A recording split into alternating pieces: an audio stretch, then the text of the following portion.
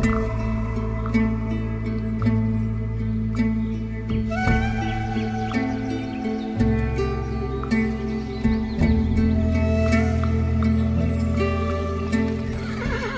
legenda asal-usul Mak Lampir. Pada zaman dahulu kala, di sebuah kerajaan kuno bernama Champa yang terletak di Vietnam Tengah dan Selatan, lahirlah seorang putri cantik bernama Siti Lampir Ma'munah. Kerajaan Champa terkenal akan kemakmuran dan kedamaiannya, serta keindahan alam dan kekayaan budayanya. Siti Lampir Ma'munah adalah putri tunggal raja dan ratu kerajaan tersebut. Ia tumbuh menjadi wanita yang cantik dan bijaksana, dicintai oleh rakyatnya dan dihormati oleh kerajaan-kerajaan tetangga. Namun, di balik kecantikan dan kebijaksanaannya, takdirnya penuh dengan tantangan. Ia ditakdirkan menjadi sosok legendaris yang dikenal oleh masyarakat Indonesia, sebuah legenda yang menggambarkan perjuangan, cinta, sakit hati, dan transformasi.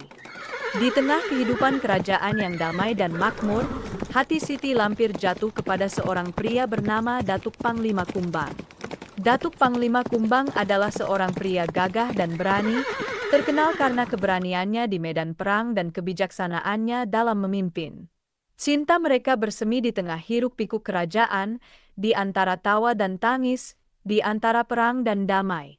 Mereka berbagi mimpi, harapan, suka, duka, dan cinta yang tulus. Namun, cinta mereka tidak direstui oleh keluarga kerajaan. Keluarga kerajaan menolak hubungan mereka, menganggap bahwa Datuk Panglima Kumbang tidak pantas untuk putri mereka.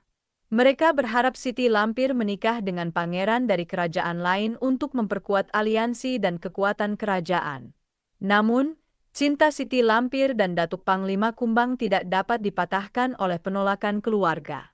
Mereka tetap setia satu sama lain, berjuang untuk cinta mereka, dan berharap suatu hari nanti mereka dapat bersatu.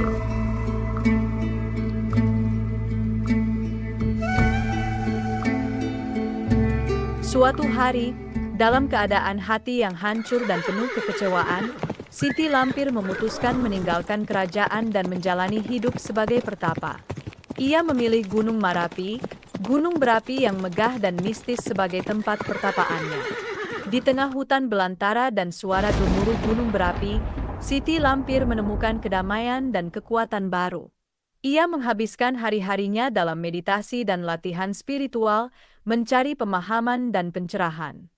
Selama pertapaannya, Siti Lampir bertemu dengan seorang pertapa tua yang sangat sakti. Pertapa tua tersebut mengajarkan Siti Lampir banyak hal, mulai dari ilmu pengetahuan hingga ilmu gaib. Dari pertapa tua itulah, Siti Lampir memperoleh kekuatan dan kemampuan gaibnya. Pertapaan di Gunung Marapi bukan hanya menjadi tempat Siti Lampir mencari kekuatan baru, tetapi juga menjadi tempat ia merenung dan memahami dirinya sendiri. Di sana, ia belajar tentang cinta, kehilangan, dan pengorbanan. Ia belajar bahwa kehidupan adalah perjuangan dan bahwa cinta kadang-kadang membutuhkan pengorbanan.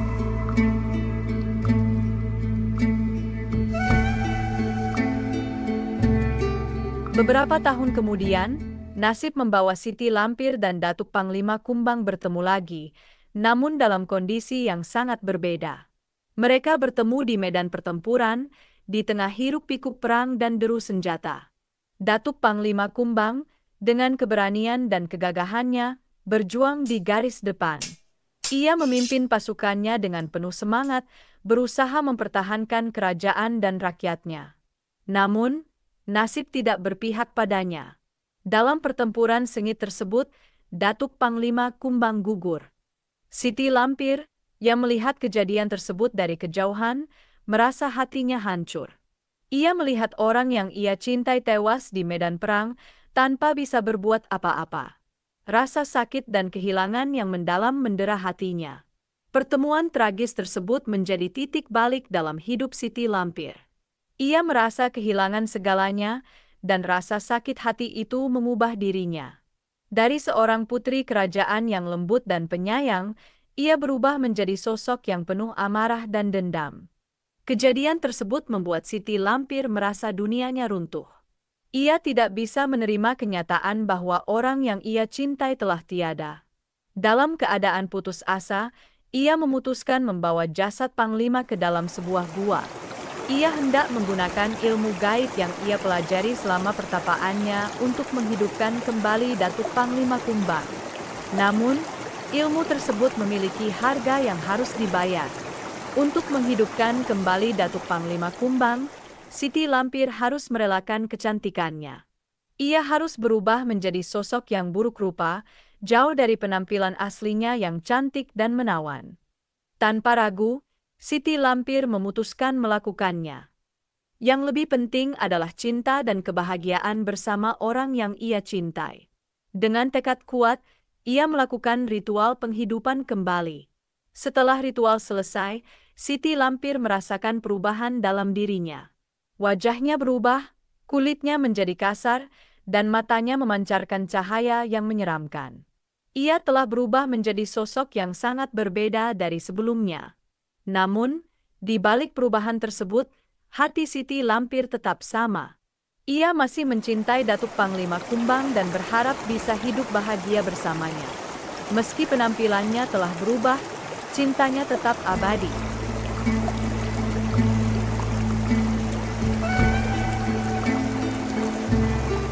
Setelah berhasil menghidupkan kembali Datuk Panglima Kumbang, Siti Lampir merasa lega dan bahagia.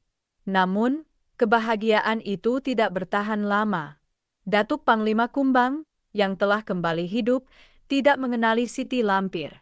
Ia melihat Siti Lampir sebagai sosok setan yang menyeramkan, bukan wanita yang pernah ia cintai. Hati Siti Lampir hancur. Ia telah berkorban begitu banyak, bahkan merelakan kecantikannya hanya untuk bisa bersama orang yang ia cintai. Namun, semua pengorbanannya sia-sia. Orang yang ia cintai tidak mengenalnya, bahkan takut padanya. Ia merasa menyesal telah menggunakan ilmu gaib untuk menghidupkan kembali Datuk Panglima Kumbang. Ia menyesal telah merubah dirinya menjadi sosok yang menyeramkan. Namun, semua sudah terlambat. Ia tidak bisa mengubah apa yang telah terjadi. Dalam kesedihan dan penyesalan, Siti Lampir mencoba mencari makna dari semua yang telah terjadi. Ia belajar bahwa cinta tidak bisa dipaksakan dan bahwa pengorbanan tidak selalu membawa kebahagiaan. Ia belajar bahwa kehidupan penuh dengan pilihan dan setiap pilihan memiliki konsekuensinya masing-masing. Setelah semua yang telah terjadi, Siti Lampir merasa sangat kecewa. Rasa sakit dan penyesalan telah mengubah dirinya, bukan hanya secara fisik, tetapi juga secara emosional dan spiritual. Ia merasa kehilangan arah dan tujuan hidupnya. Dalam keadaan putus asa, Siti Lampir memutuskan untuk menggunakan ilmu gaibnya untuk membalas dendam. Ia berubah menjadi sosok yang jahat, menggunakan kekuatannya untuk menyebabkan kerusakan dan kekacauan. Ia berperang melawan kebaikan, berusaha mencari keadilan atas apa yang telah ia alami. Sejak saat itu dia lebih dikenal dengan nama Mak Lampir.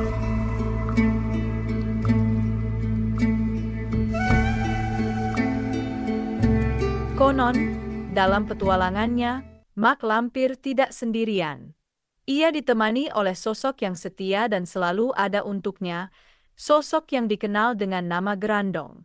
Gerandong adalah siluman dari golongan Gondoruo kesayangan Mak Lampir, sosok yang selalu mendampingi dan membantu Mak Lampir dalam setiap langkahnya. Gerandong memiliki rasa setia dan kasih sayang yang mendalam terhadap Mak Lampir. Ia selalu ada untuk Mak Lampir, baik dalam suka maupun duka, baik dalam perang maupun damai. Kisah Mak Lampir, dengan segala liku dan perjuangannya, telah menjadi legenda yang dikenal luas di masyarakat Indonesia. Sosoknya, dengan wajah dan tawa yang menyeramkan, menjadi simbol dari kejahatan dan kegelapan. Namun, di balik semua itu, terdapat kisah yang mendalam tentang cinta, pengorbanan, dan perjuangan. Kisahnya menjadi cerita yang diceritakan dari generasi ke generasi, menjadi bagian dari warisan budaya dan sejarah Indonesia.